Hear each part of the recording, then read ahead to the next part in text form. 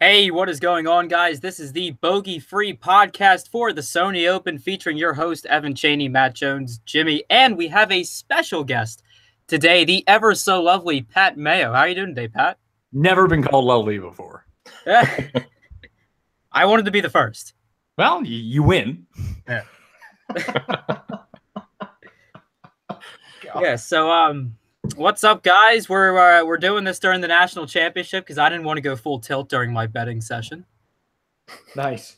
So I'm doing good, man. Evan, I'm glad to be here. Fired up for our first full field event. We got a cut. I feel like we kind of have an edge again over Joe Blow Public. Although I'm not sure if there's anybody but degenerates playing the Sony Open this week. But either way, I'm excited about it. So we'll see if we can't make a little money this week.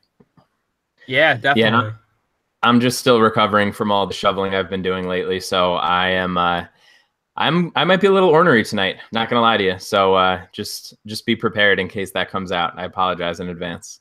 Bomb cyclone, it's real. Oh, it's so fucking real. I didn't think that was a term. Like, they keep creating new weather terms. I like it. Every time we get snow. I'm okay with it. It's very fun. All right, so yeah, we have the Sony Open for this week, and I mean, before we get into our golfers for the week, let's talk about the course. Pat, let's swing it over to you. I haven't heard your voice yet too much, so yeah, let's talk about the course a bit, talk about what stats you might be looking at for this week and so on. Well, Wileye's a par 70, so a big shift from the par 73 that we saw last week. The big thing, though, are there's only 2 par 5s on the course, but they're both pretty eagleable, if I can use that term. There was 36 eagles last year at hole number 9. The year before, it was the most eagled hole on tour. So what you're lacking in par 5s overall, you can still basically score the same on them as if you had 4. So the Bombers do have a little bit of an advantage there. I know that we haven't really seen that play out over time, where we've seen Brant Snedeker and Fabian Gomez get into a playoff together, Zach Johnson winning. But, historically speaking, Snedeker and Zach Johnson, despite being shorter hitters, are really good par 5 players in general. But you're going to need to score there. And you're going to need to score on the 4 par 4s that measure between 450 and 450 yards. Like, it really comes down to that. It's hard to predict going in, but when we look at it at the end of the week, those are the guys that are going to be at the top of the leaderboard. It's just trying to figure out how to get there. So I'm influenced by that range when it comes to stats. I think ball striking is by far the most important stat. So when I think about it, like, I just set my filter on Fantasy National for strokes game ball striking and just basically branch off of there. Just see who's really good at that. And if they can basically correlate anywhere else, whether it be par 5 scoring, those par 4s. I think proximity from beyond 200 yards is going to be pretty big too. That's how you can get those eagle chances. And really, like I said, it's going to come down to that sort of stuff. But that's what I'm saying. What are you guys saying? Yeah, I think you're dead on there for the most part, Pat. The par 4s are going to be crucial. The par 5s you brought up, I agree 100%. The 6.7% of the field is going to eagle number 9, which is one of the highest eagle percentages of any hole on tour. So I think it makes sense to kind of hunt for the eagles a little bit this week, especially since if you guys didn't see, just real quick, DraftKings just updated all the PGA scoring, so the albatrosses and the hole-in-ones count for a little bit less now. I think about half of what they used to. So they flattened out the scoring profile. So if you were factoring in holes-in-ones in your models, you're going to have to adjust. But that scoring did get changed for everybody, just as a note. But those par 4s that Pat mentioned and the par 5s are what I'm focused on. 55% of DraftKings points on average are scored on the par 4s this week. The average approach distance for the par 4s under 450 yards is right about 118 yards or so. And those holes average about a quarter stroke under par. So that's where I'm going to focus most of my energies in terms of finding DK points scored is the short par 4s and the par 5s. And other than that, just like Pat said, ball striking. And I am waiting strokes game putting again. We're on Bermuda, same grass type as the week before. So I like a little bit of putting in my model this week too. All right. Well, you guys didn't really leave me anything. So yeah, I agree. I concur. All right. Well, with that being said, let's jump into our golfers for the week. We will start with our 10K and up. And Matt, since you didn't have much to add to the last one, because everyone stole your bits, I guess. we'll start off with you for our 10K and up guys. So talk about someone you like, and yeah, go from there. Yeah, just for the record, I obviously was going to pull all those stats out also. They just got them before I did, so it's fine. I'm completely prepared and I didn't spend the afternoon shoveling today, so it's fine. But yeah, I'm very interested this week to see how ownership shakes out up at the top. I think I have almost no feel for anybody over 10K when it comes to ownership. But I do think that I am probably going to end up just sort of going back to what I always do and figure it out and go to, the lower owned guys. I don't think that I'm in love with anybody. You have JT who won here last year. Spieth was third here last year. Kisner has had some decent results here in the last couple of years. So there's some things to latch on to here, but I think this is a week where I'm going to spread out a little bit more up at the top. And there's a ton of guys, a ton of value guys that I like this week. Jimmy, do you have any strong convictions here up at the top?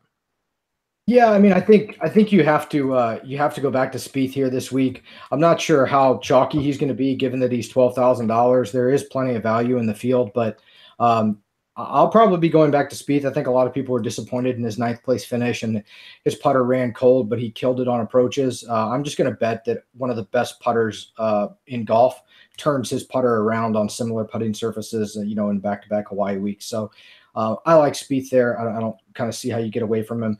I have a lot of trouble paying, $11,000 for Mark Leishman or 10-6 for Harmon. I like them. I think they're both good plays and all, and I'll have some exposure, but I think I'm probably going to go Spieth and then drop out of this range and go to the 95 and below range for me. But I can see Kisner as a really good GPP play. He probably comes in lower owned at 10,100. So especially if the Dogs win tonight, he gets a little extra motivation. That's what I was going to say. If you have the championship coming to Georgia, you gotta go Kisner for a couple lineups, right? Yeah, I like him as a GPP play for the most part, but Spieth is where I'm at this week. What about you, Mayo? Yeah, I'm in on Spieth too. Just he lost almost 4 strokes putting last week. I mean, the weird thing is whenever I'm on Spieth, he's like a semi-disaster, and whenever I complete fade him, he just runs away with the tournament. So, if this is a reason you need to fade Jordan Spieth, me taking him is probably the way to go. But I just look at the other guys. Leishman, you can make a really compelling case for because he sucked around the greens last week, and that was really his undoing. And frankly, that's not really going to matter all that much this week. It really meant a lot at Kapalua. I know that people get overwhelmed by the numbers that you see from Rahm and DJ and how they lap the field off the tee. But, those guys were still inside the top 10 when it came to around the green numbers as well in terms of strokes gained. So that was really the important part. That doesn't really mean anything at Waialae. So if you take that out of it, you have Mark Leishman, who was second in strokes gained approach. I mean, it was the first time he had lost strokes around the green since the middle of September, and he was getting strokes putting and off the tee as well. So I think he's a really strong play. I could see him developing into that low owned guy at the top, but I just feel so good about Spieth in the spot. And David from Tour Junkies pointed this out to me, is that even watching him, he looked like he had the yips a little bit when it came to putting, but yeah, it did. And frankly, he hasn't been the best Bermuda putter in his career either. He has, but bent grass is really where his bread and butter is, or even the really slow POA greens. But the Bermudas have given him some trouble in the past. So even if he can just putt field average, the way that he's striking the ball right now, no matter how you really size it up, when it comes to strokes gained ball striking, he's basically 1 or 2, no matter what date range that you look over. So if he's going to be getting that many strokes off the tee and with his irons, he's going to be in contention. Does Justin Thomas make the best GPP play? Sounds like I haven't heard the case for him. I haven't heard anybody on him in general, and he kind of disappointed last week. I mean, he could just go out here and shoot a 59 again. No, the case with Justin Thomas here is if you look at how what has succeeded at this course in the past, we're not really looking at driving accuracy. We're looking at more so at distance. And if Justin Thomas can get that driving distance for you, he's definitely worth a look. The putting doesn't look good. The putting looks awful, but if you want him on driving distance. I don't know. Pat's right. Him or Leishman could be your low-owned guy at the top that just makes sense to get some exposure to in GPPs. But I don't think you're going to go wrong with any of those guys at the top. Like I really like Brian Harman. I really like Kevin Kisner, but I always like them more when they're $2,000 cheaper and they're in like the $8,900 range. I feel very uncomfortable at 10-6, knowing I can just pay up a little bit more and get either Leishman, Thomas, or Spieth. But again, it's Spieth for me there. But I think the guy that I might have the most exposure to overall is Zach Johnson, and that really makes me upset with myself. Ooh, that is a scary proposition. He's playing well. He's putting well. He has a great track record at this course. Like I mentioned, he can score on these par fives despite being a shorter hitter. His bread and butter, a lot like Kisner, is that key par four range we were talking about, and a very good par three player as well. I think that's the one thing that it's really hard to project because they change up the lengths of the holes every day, so nothing really falls into one specific range. But when you're dealing with a par 70, like par three scoring matters. If you're a terrible par three player, you're going to get buried. This is why you always see like the ass wagon pop up at par 70. He's just great on par threes. Hadwin is another one. Graham Dillette, great on par threes. Gary Woodland is surprisingly another one. Yes. Who plays really well on par threes. Now you're speaking my language, Pat. But Zach Johnson's one of them as well. And just the way that he is gaining strokes off the tee and with his irons right now, positive in 3 straight tournaments. I mean, that's all I really need. I know his short game is going to be there. He's rectified his putting problems, and he tends to putt really well on Bermuda. So ZJ for me. It doesn't concern you that he is a tiny, very angry man? No, he sounds like me. Nice. Fair enough. Zach Johnson for the win then. Yeah, it's worth noting. I was just looking at Zach Johnson's numbers for this course specifically. 6 of his 12 appearances here, he's scored over 1 DK point per hole, which is like 85th percentile for this course. So definitely something to keep in mind.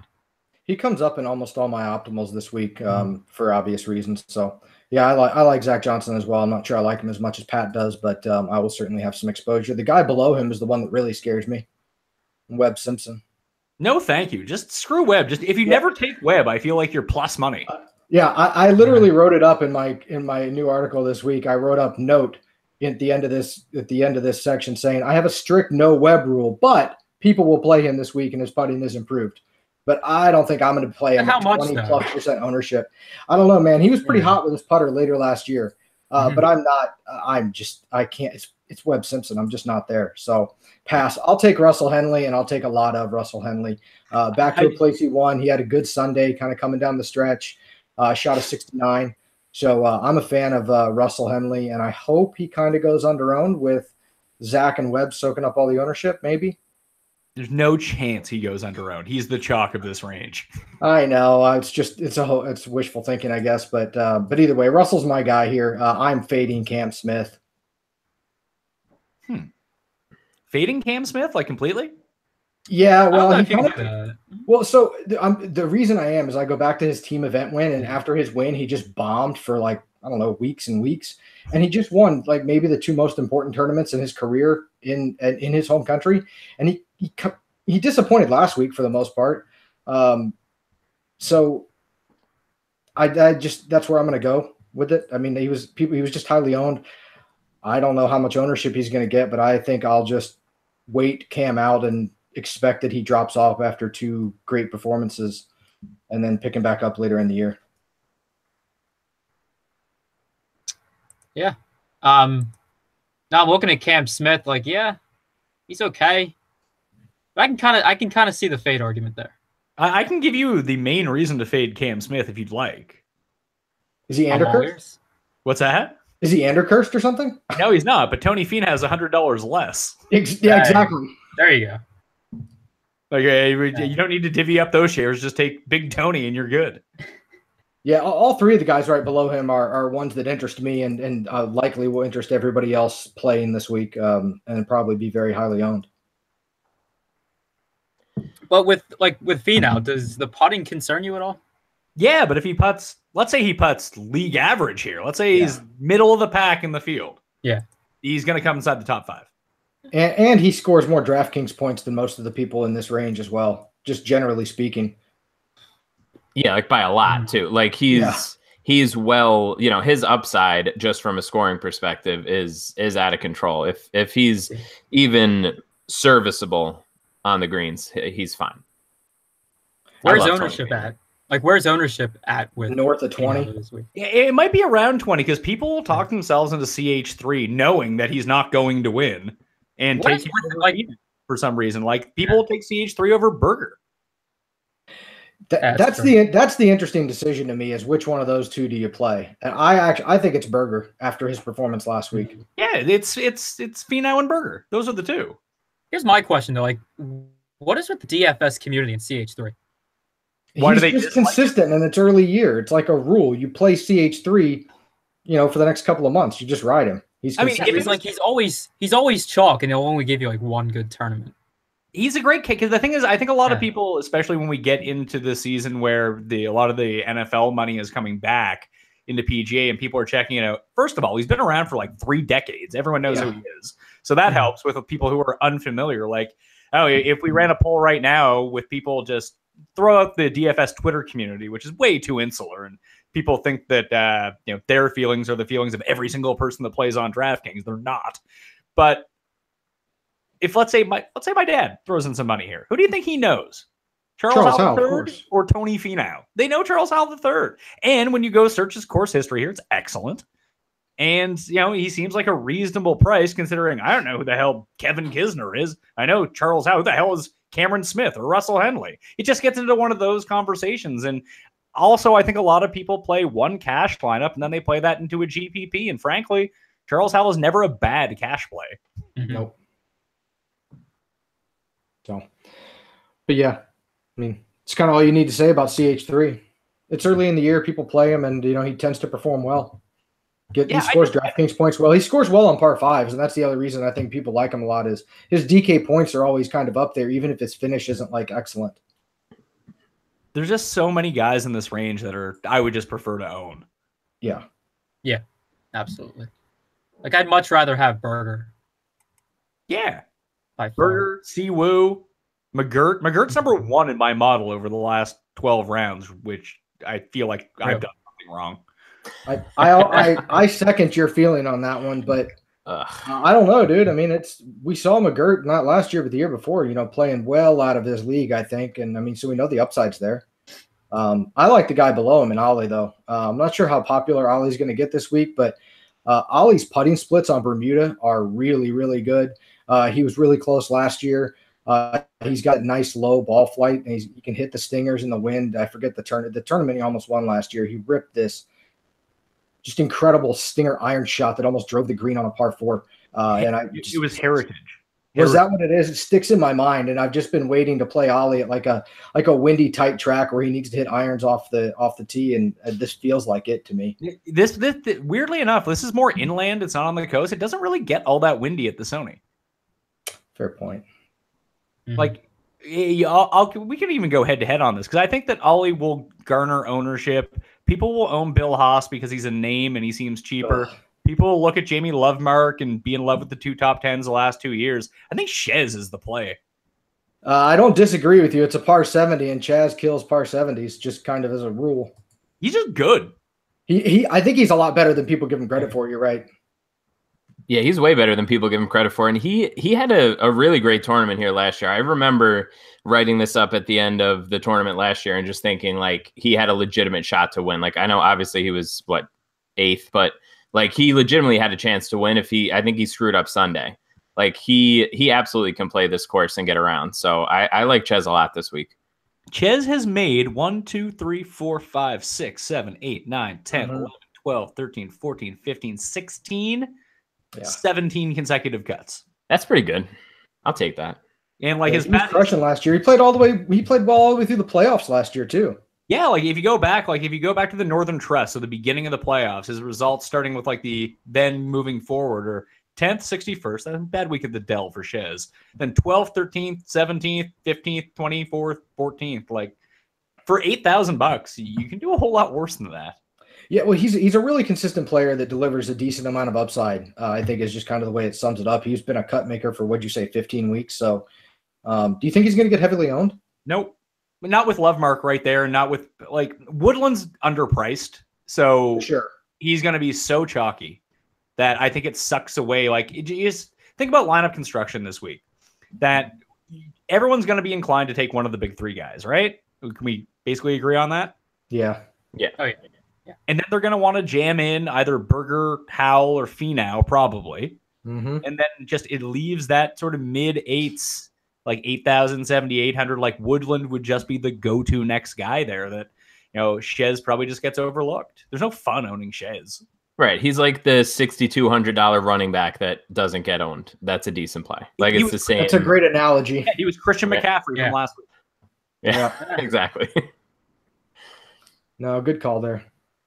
What about Stewart? I think back to it's the tournament that he almost won, or did he win it? TPC Louisiana. Does this course kind of set up like that at all? Brian Stewart won that for whatever reason in my mind. mind. If he didn't win it, he was like right in the mix. No, he won it that year in the playoff against Byung-Hun An and Jamie Lovemark, but for whatever reason, I thought that Chris Stroud won.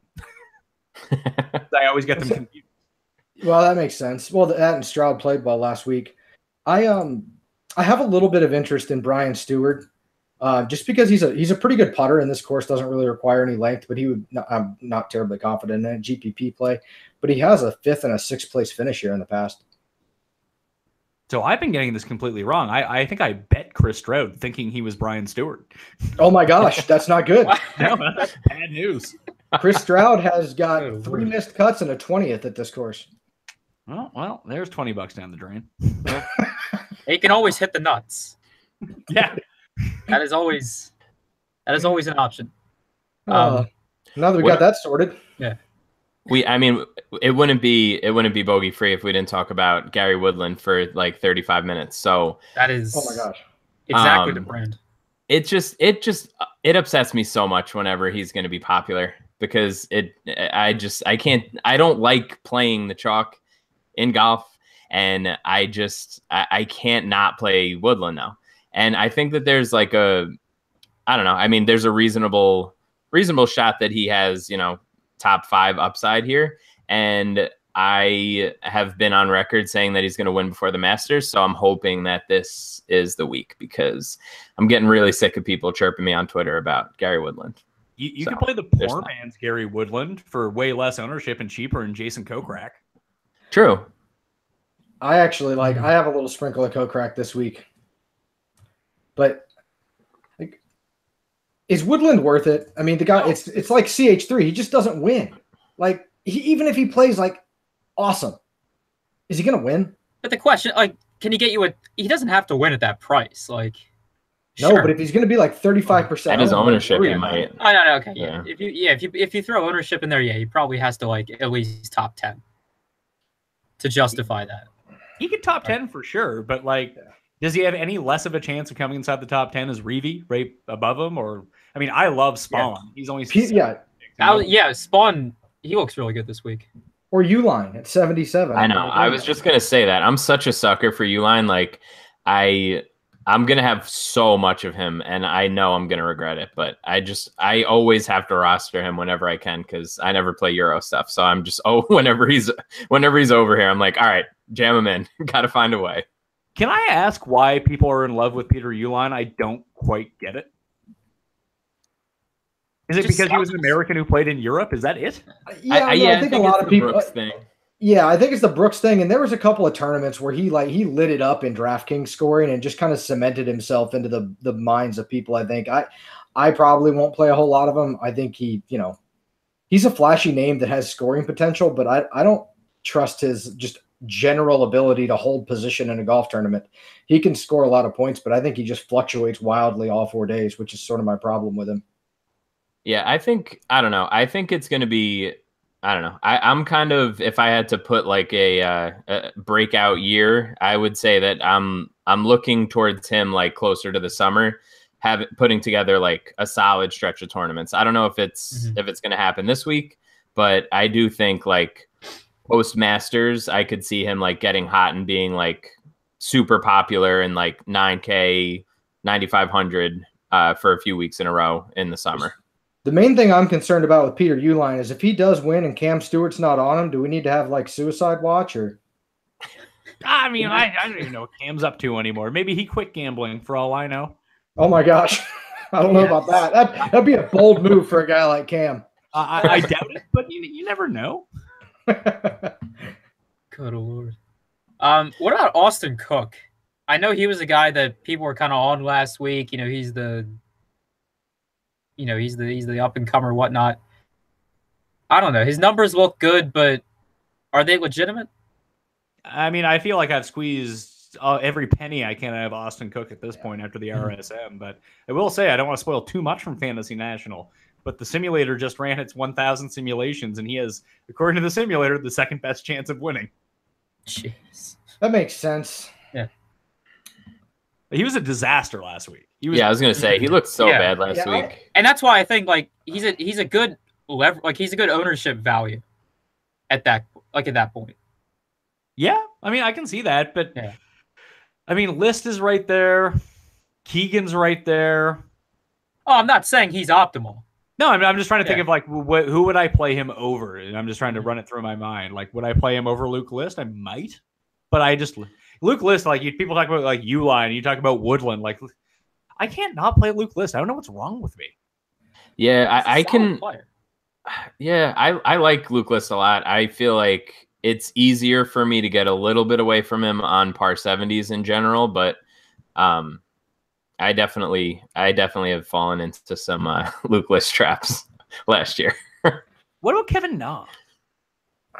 I was just looking at him here. I'm a Na wave on Kevin Na. I'd rather play Danny Lee than Kevin Na, I think. Kevin Na's at least good. Yeah. Fair point. Fair, and he's less awkward. I don't know. I guess I just picture Kevin Na as this grinder that if the tournament gets below 10 under that he can't compete, and I'm sure that's a bias, but I just don't see him competing in a birdie fest.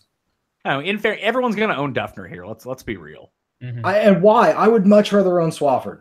I don't know if I'd much rather own Swafford, but Duffner, he's underpriced based on name value and what he did last week, but I don't know, I'm saying far away here. He putted the light. I want to see how many strokes he gained last week. It had to have been 1 million if I had to guess. No, it was 5. He gained 5 strokes putting. That's not happening again. That's nuts. Which is sort of the anti-Duffner. Yeah. Oh yeah. So so here the big question in this range, and really one of the thing that sort of defines this range is Jimmy Walker. I mean, I kind of feel like it's a good bounce back spot for Jimmy. I saw some stuff where his coach says he's mentally there again. He's out of the whatever Lyme disease fog. I guess that's a thing where it just mentally drains you as well. Yeah, it does. So I'm kind of interested in Jimmy Walker this week. What are your guys' thoughts? Anyone that's coming off Lyme disease, you really have to watch out. Yeah, but see, we're a full year plus removed from it. He was bad last year. Okay, yeah, I didn't know that part. So if it's that long, he's fine, right? But if you're talking about even a month after the fact, no. Yeah, I think he's fine at this point. Okay. Yeah. Yeah, I mean, obviously he's won a couple times here, so at least you have that to sort of bounce back on. But I don't know. He's probably one of those guys that I'd rather just wait and see. I'd rather be a week late and not jump on him too early. I'd like to see him put together something.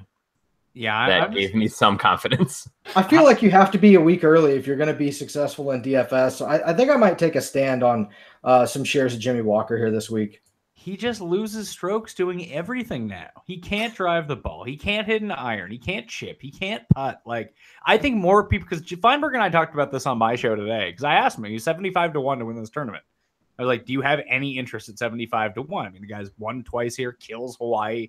And it was just no, it feels like letting your money on fire. So what would the odds need to be for you to bet him? Because I got him at 100 and I threw a little piece on him at 100, how do you not type of mentality. But what would the number have to be for you to take interest? Well, considering I bet Chris Stroud at 100, thinking he was Brian Stewart. Yeah, the bar's got to be pretty different. I mean, probably 100, 125, 140, down in that range. But he's never going to be down there is the problem. Yeah. So like I said, when I saw him at 100 and when 5 times opened up, I scooped a little bit of that. But I don't know. I just feel like he has to have a better bounce back year, and he's been dealing past Lyme disease for since the playoffs type of thing. So is he past it though? Because his wife just got it. Well, I know there's like a big question mark on it. I like what I read from his coaches and a couple articles I stumbled across say that he's really excited for the season. He's physically, mentally, he's there and he's ready for competitive golf again. And then I read that his wife has Lyme disease now. So like I don't know if it's like some vicious cycle he's stuck in. Or if but again, I think the upside is pretty good here, and if everyone's afraid of it, I think I'll just take some shares and try to capitalize on what everybody else is afraid of here.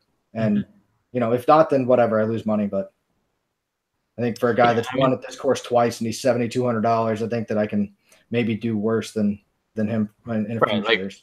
Like for your argument, like, yeah, you take a 2-time winner at a course at 100 to 1. Like, I think that's perfectly reasonable, right? Like, and the price isn't too crazy where you're like, he's really costing you much. Like some of the guys around him are guys that like 90% of the people who are playing these contests aren't going to even know their names. So it's like really all I need him to do is make the cut. Right. And I mean, even a crappy Jimmy Walker should make the cut here.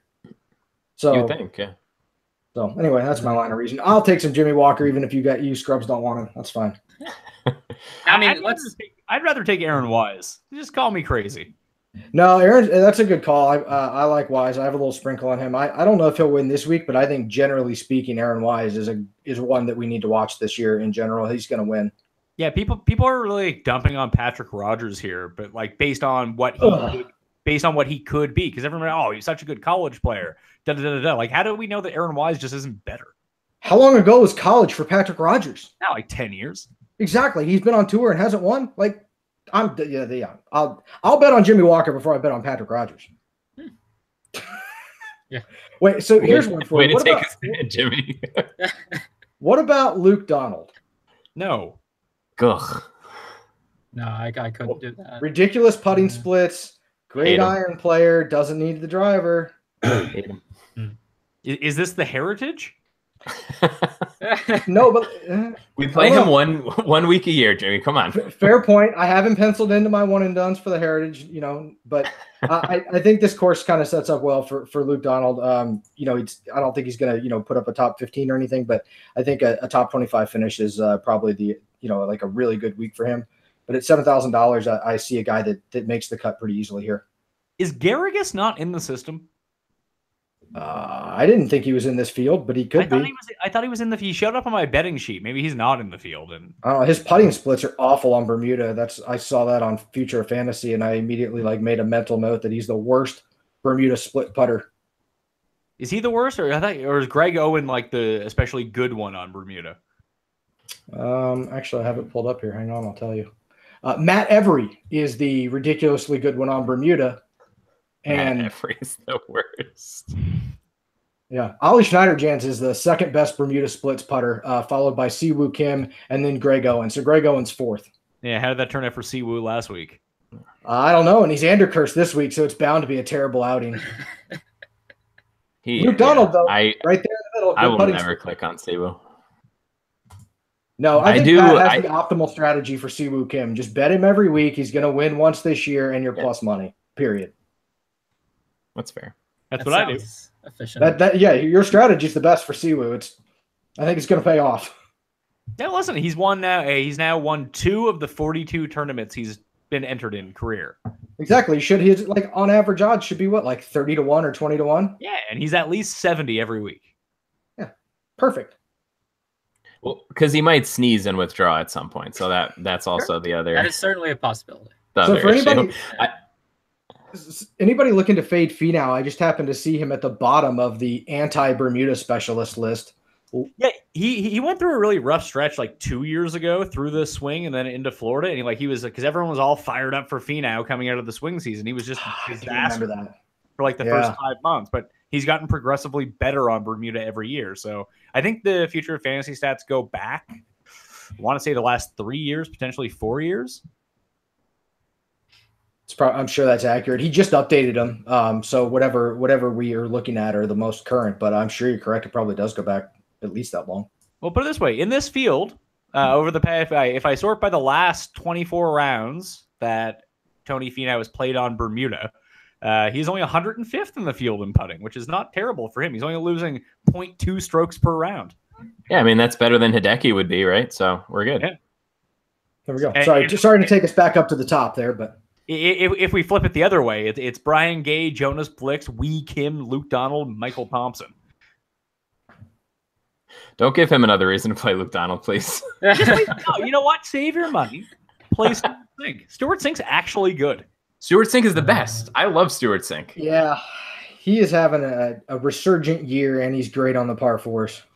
He's a hero. I love that guy. I second that. Also, a generally good dude, I think, that dealt with a bunch of really messed up crap last year. So I'm a fan. Yeah, I've told the story like 7 times, but he's like the first like reasonably known person to answer me on Twitter when I was in like high school and I was going to the US Open, and he like saw us at the like practice round and everything when it was at Bethpage. Like he's a great dude. I'll always play him in at least a lineup just because he was a nice guy. Wait, you had Twitter in high school?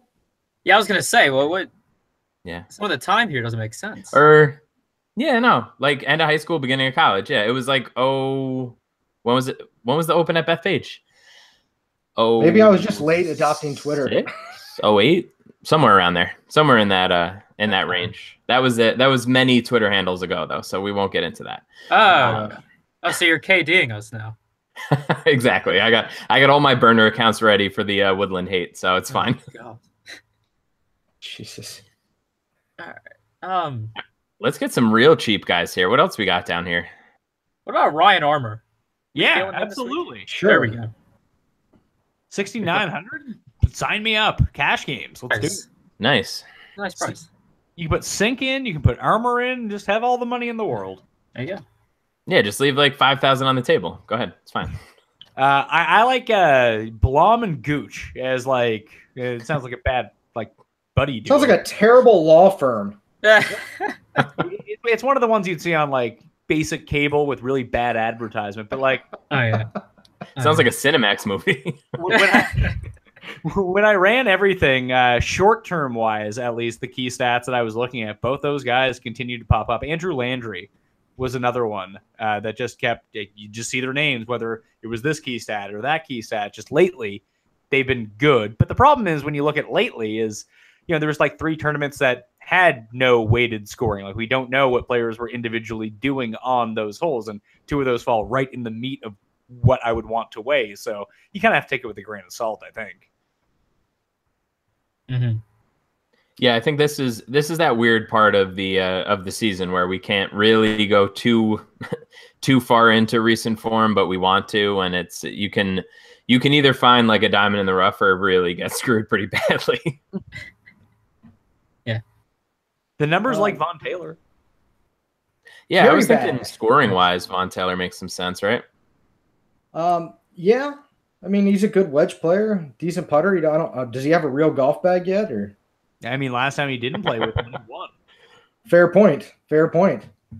I like Joel Dahman down there a little bit, 6,900. I don't know, man. There's not a whole lot down there. Aaron Badley at 6,800. Good approach game when he's on. Good putter. Tyler Duncan is another one. Great ball, like pretty good ball striker. Just basically good at everything except for chipping. Rory Sabatini had a resurgent end of last year. I don't know. I'm reaching. I fell into this trap during the swing season, and he was god awful. Oh, that's right. He did burn a whole bunch of people, didn't he? Yeah. Yeah, that was a rough week for a lot of people. That was I do remember he all that. of a sudden became popular, and I was just kind of like, a lot of people were like, wait, hold on, it's still Rory, right? Yeah, maybe not then. I don't know. There's not a ton down there. Kevin Tway is interesting, but he has really bad course history here, and I'm not sure that translates over. Harold Varner maybe at 6,700, I could see. Yeah. The course seems to favor, from what I read, the course seems to favor guys that hit a little bit of a draw or a right to left ball flight off the tee suits them. Harold Varner has that, so I can maybe see taking a little bit of him, but other than that, man, I'm not really interested down here. Here's a guy, Chris Kirk, $7,100. Oh, there you go. Mm-hmm. There you go. He's won. Did he win this tournament before? He came second at this tournament. Second, he had a 5th in 2013, and then he came second in the next year, 2014. The last 3 events, he's gained at least 2 strokes with approaches. He gained over 4 in 2 of them, and one of those was the 4th place finish at the RSM, which was also on Bermuda, which is coincidentally the first time that he has actually gained strokes putting since the Northern Trust. It just seems like he used to be a really good player, and that was like 2 years ago. And maybe the success got to his head. Maybe he got too big for his own britches, but he's better than $7,100. Yeah, and interestingly enough, I've run a bunch of optimals with a couple of the models that I built on Fantasy National in my own little Excel optimizer, and he keeps showing up. He showed up like 4 times out of the last 10 optimals I've built, so the computer likes him too, to support your point there, Pat. Is there any chance that the Sangmoon Bae that we used to love shows up? Okay, so no joke. I bet $1 on him to win because it's Sangmoon Bae. Like, is there any shot? I don't know. He's looked bad, right? Like, since he came back, he's looked real bad. But it would make a lot of sense if he just came out firing this week for whatever reason. I mean, you talked about you want to be the week early. That's how you're going to win on this one. But I'm good with letting Sangmoon Bae go off and me not be on board. All right, fine. Yeah, I'm $1 invested into his success. That is the level of confidence I have in Sangmoon Bae. It's more than most people have. That's a fair point. Definitely. I don't even think my bookie doesn't even have odds on him right now. Dude, my bookie's odds suck compared to $5. That's criminal. I hate it so bad. It sucks. Oh, it sucks so bad. It's the worst. All right. What else we got? Anybody? Any other dart throws down here? I have just a name we didn't talk about. I'll give you one more dart throw. It's Seamus Power, but let's circle back up to the top. We didn't even mention Xander Schauffele. Yeah, that's my bad, because he's another guy that I will always roster. I think we got so equipped with the Finau CH3 burger, and we just sort of overlooked Xander. But I'm good on Xander, man. I will play him all the time. He lost almost 6 strokes with his irons last week because they're brand new. There you go. They're not brand new anymore. They're just sort of new, so it's fine. They're broken in. Exactly. Well, I mean, what are your thoughts on that? Do you think that week is enough to kind of get him to adjust, or do you think it takes a little more time? That's my concern with it. That's why I didn't play him last week, and I'm kind of just like we did skip past him so far this week. So convince me. I can't convince you. I like the other guys in that range so much more. That's why we skipped right over him. But that probably makes him a decent, just throw him in one lineup sort of GPP play, right? Like if people are just gonna completely go past him, I think it's worth taking a shot somewhere. I think I'd rather take that shot on McGirt. I know. I'm not rostering Xander this week for what it's worth. I would rather roster, and I hate this guy, I'd rather roster Bill Haas than Xander, I think. Is there a par bonus? Is that one of the new rules? No, but maybe he's a better FanDuel play then or something. But yeah, I said, I do not like Bill Haas. I don't know what this game you're talking about is. What, FanDuel? What's the FanDuel? What's the FanDuel leverage, though? No one should ever play that. Yeah, the prize pools are not good. Nah. Yeah. I mean, I didn't even know it was a thing. Just staying on brand. I love it. Yeah. Yeah, I have no interest in Bill Haas either. No. I'm not a fan. Yeah. Is there anyone else here you guys are interested in? Scott Piercy. Oh, Scott Piercy. Ooh. Yeah. No. Oh, hell no. Hell no, dude. All right. See, what's the like about him? This is the one that I'm Jimmy, no, and then I'm when I go to make my lineup, I'm gonna be Jimmy said it, so maybe. Well, the the light on the smoke detector didn't go off. True. We didn't have that. You're not in the garage, so no, I'm not in my buddy's garage recording this week, so we don't have a beep of death. But yeah, I don't know what the hell to do on this. So in his last 5 times here, he's only missed the cut once. And he shot a 57th when he was kind of injured last year. But the other results are a 13th, a 2nd, and a 15th. And he shows up well in both of my models that I'm running this week. He shows up 2nd in my first model, and he shows up 5th in my 2nd model. And he keeps showing up in my optimals as well. I don't have I don't have a ton of confidence in it, but he should have a, generally speaking, better year than he had the previous year when he was injured and whatnot. But the year before that, we saw Scott Piercy, battling with DJ down the stretch of a U.S. Open, contending at WGC events. So he's obviously got the talent. So I might put a little sprinkle in and trust my computer and my models this week for him. But it'll only be small shares, I think. But he'd be an excellent pivot off of a really chalky Woodland. Mm-hmm. I'd rather that's all I got. I'd rather just go up to Grillo if I was taking a stab on upside guys like that. That's a good point. Grillo fits this course well, or he should. Yeah, no, he can't putt sometimes. Well, and he putts better on bent than he does on Bermuda too. I think. I mean, now that we've listed everyone in the course, and one of us likes him and the other one, doesn't. Yeah, who are good. If it's you guys, let's say I'm staying out of this. Who do you guys like the best? Who are your top 3 guys? Jimmy, go ahead. Oh, yeah, nice. Pawn that off on me. Russell Henley, Daniel Berger, and Ollie Schneider-Jans are probably my 3 that I have a lot of confidence in this week. Yeah, I think that's fair. I mean, I'm just going to ignore the over 10K guys for this little exercise here, but I feel like Finau, Ches, because Ches is just going to make the cut, and you got to play him at some point, right? You have to go for it. And sort of off the wall, I think JJ Spawn has a reasonable. You can't just steal my guys. All right, well, yeah. that was the first name I was going to pop off. He's going to win soon. Whether it's this week or it's 2 weeks from now, he's going to win. He's going to win in Cali. Yeah, but why can't he win here? He could. I just have a feeling he wins in Cali. It's not that he can't. It's just I'm saving him in one and done for Cali. Next week seems like the week. Career Builder seems like a breakthrough win for somebody. Yeah, I have it listed on my one and done tracking sheet as my golfer preseason. That's the only one I checked with a first time winner box. So I agree with you 100%, Pat. Spawn, Finau, and Zach Johnson for me is my 3 guys. All right, and then, for whatever it's worth, I'll take Thomas, Spawn. Give me Chris Kirk.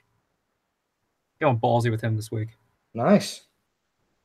All right, I guess that's it for us. This has been the Bogey Free Podcast. Make sure to subscribe to the channel on YouTube, Bogey Free. Make sure to subscribe to the podcast on iTunes. And make sure to follow us all on Twitter. I'm at eChaney17. Matt is at Matt Jones TFR. Jimmy is at DFS Jimmy. And, of course, the lovely Pat Mayo is at the PME. Thank you, Pat, for joining us this week. It's been an honor. You want to do the subscribe thing off the top of the show, by the way, because no one's listening anymore. Oh, man. Well, thank you for coming on. Thank you for the beautiful advice. No and problem. I would say anytime that I have time and I'm welcome back, I will appear. Oh, you have a free spot.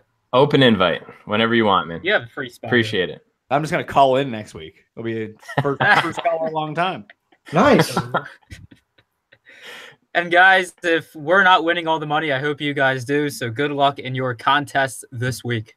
See you.